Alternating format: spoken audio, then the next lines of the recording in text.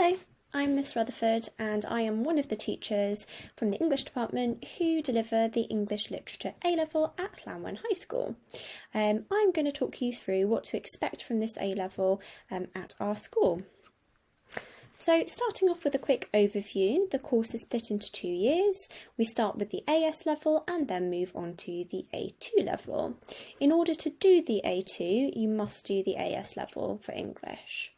We have a nice mixture of different types of fiction text for you to study.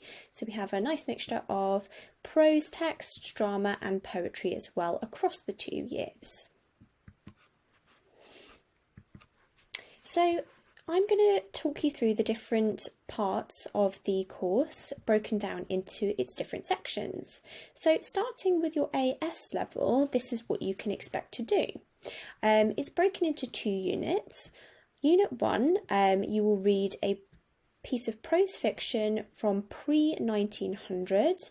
There is a list of texts that we can study, which includes texts such as Sense and Sensibility and a few other bits and pieces, but we generally tend to go with Jane Eyre here, which is a fantastic text and lots of interesting twists and turns in there. And then section B is the drama section, and generally speaking we study A Streetcar Named Desire, but there are a few other texts on the course that we can choose from as well. Unit 2 of your AS level, you will study 2 selections of poetry together, a paired study, and these will be poems post-1900. I've just popped a bit of a list on here for you of the kind of poets that we can study. They are studied together, so we look at the connections they have, the influences they've had on one another, and it's very interesting. Once you've done your AS level, you will then move on to the A level, which is split into 3 different sections.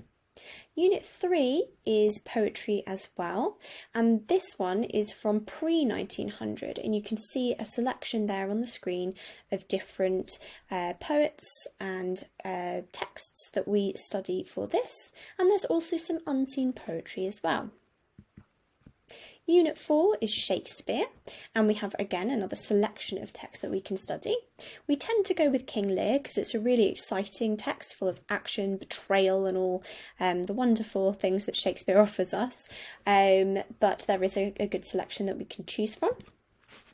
And then finally we have Unit 5, which is the non-examined assessment section of the English Literature course. In this one, you will study and compare 2 works of prose. This year we are studying Purple Hibiscus and The Catcher in the Rye, and you will complete a longer coursework response on this that will be marked by us and then sent off. Now, the assessment objectives for English literature are very similar at A-level to how they are at GCSE as well. These are the different assessment objectives. So it's all the kind of things that you would generally expect from an English literature course, such as using your technical terminology, writing in a sophisticated manner, analysis skills, examining the historical context, making links. But then AO5 is one that's a little bit different and really exciting as well. This is where we get to study critical interpretations of text, which I'll tell you a bit more about in a minute. As you can see by looking down at the bottom there, the different units have different weightings as well. So you won't necessarily have to use all of these skills in every single unit of work that you do. So these are the key skills that you can expect to use in your English literature course. Reading and appreciating works of fiction from across lots of different time periods. You'll get to understand the influences of social, political and historical time periods on literature, which you will definitely have started doing in your GCSE.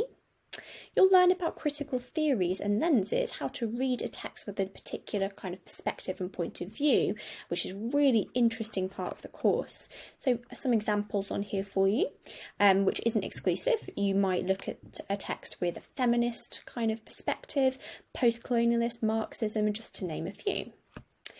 You'll also look at the ways in which other critical theorists have looked at texts and written about them as well. You will deep dive into some quite sophisticated techniques such as symbolism, allegory, and satire. You will have a look at how English and literature as part of the arts has influenced and been influenced by other arts subjects as well. You will become an absolute expert at analysis and interpreting figurative language, finding and exploring connections across different texts, and you will also develop your research skills as well. So what to expect from the course? These are the kind of things that you can expect to be doing in your lessons and independently as well. There will be lots of opportunities for collaborative learning and group work. You will spend some time researching and exploring critical theories as well. You will be doing a lot of reading. Hopefully you will choose this course because you enjoy reading, and lots of wider reading as well. You will watch and deliver the occasional presentation.